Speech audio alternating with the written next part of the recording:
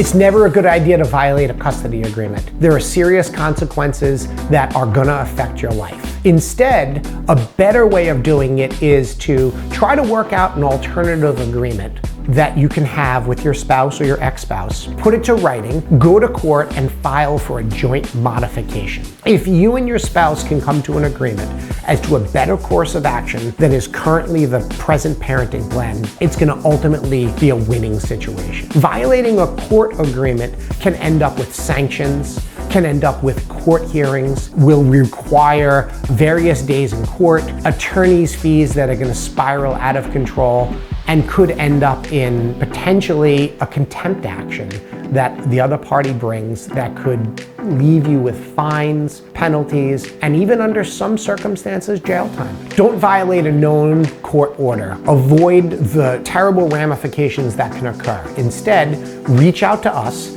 and we'll put together an action plan to successfully allow you to alter the parenting plan or court order to meet the needs of yourself and your children. Clients often come to me and they're either considering violating a court order or have violated a court order. And the clients who come to us before it occurs always have a much better result versus having to start on the defensive side and having to craft an argument against that violation, which oftentimes is a losing argument. Instead, come to us, reach out, let's put together an action plan that logically will get you to the conclusion that you want instead of acting from a moment of anxiety or fear or emotion.